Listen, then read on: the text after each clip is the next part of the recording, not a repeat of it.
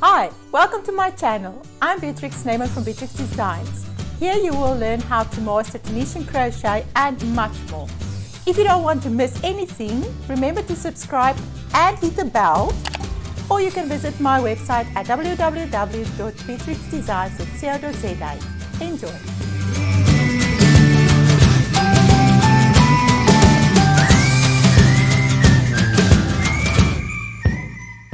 Today we will look at the Tunisian reverse stitch. Now the reverse stitch is the Tunisian simple stitch, just in reverse.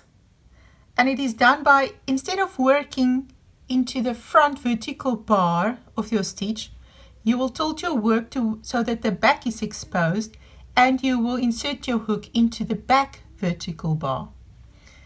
It also, if you look at this surface, it looks similar to the Tunisian pole stitch. And it can also be used as an alternative to the Tunisian pole. The back, if you turn it around, is exactly what the Tunisian pole stitch looks like. And it's actually created by the yarn overstep and the loops that step creates gives you the exact look of the Tunisian pole stitch. You can also see that the reverse stitch has a less of a tendency to curl than the Tunisian simple stitch, and the reason for that is due to the amount of yarn that creates the texture in the front in relation to the back, and that cancels out the curl effect that is so familiar in Tunisian crochet. Now, to create this stitch, it is important to keep your working yarn towards the back of your work.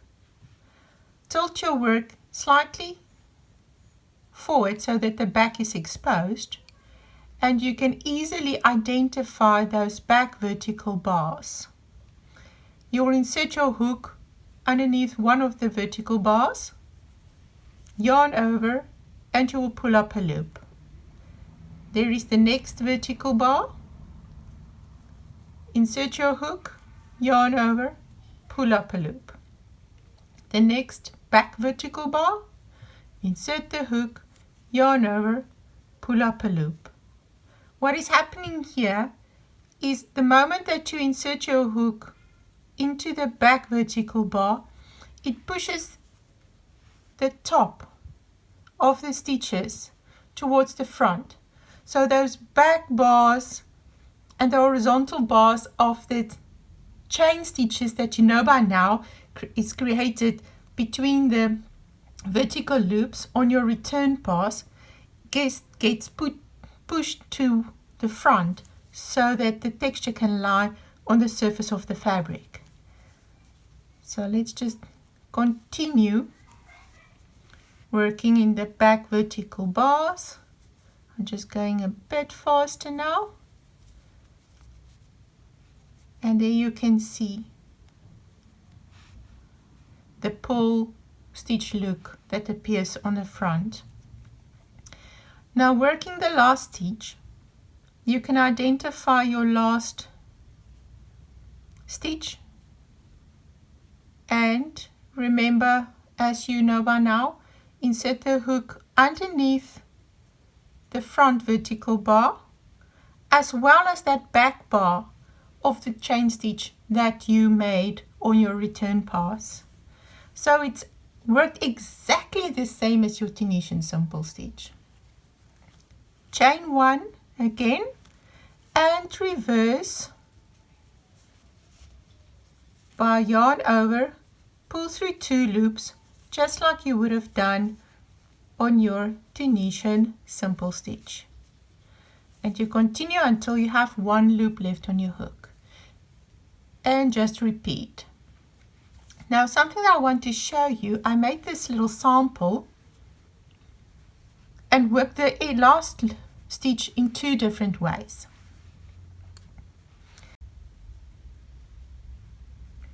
If you look at the bottom section, the last stitches was worked Tunisian simple stitch wise. The top section here, I worked differently. I inserted my hook into the back vertical bar of that last stitch as well. And you can clearly see the difference it creates look wise. If I hold it slightly like this, you can see the sides clearly. This gives the equal look of the rest of your piece, but the top part got this bumpy loops look on the edge. Now this will be a personal preference, so this is not a rule for working the last stitch Tunisian simple stitch wise, but I suggest if you want to leave a piece with a nice edge all around, you will work that last stitch Tunisian simple stitch wise. But if you prefer the end, you can see the difference. Here it's as if that second last stitch falls a little bit flat,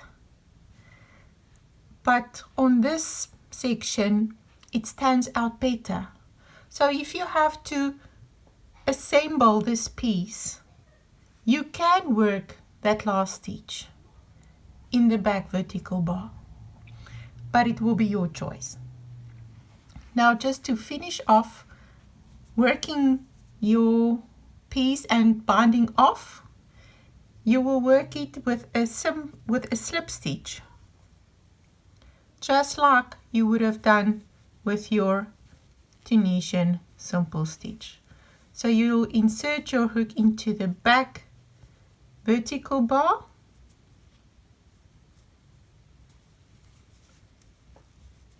and slip stitch all the way through, so it has a similar bind off and ending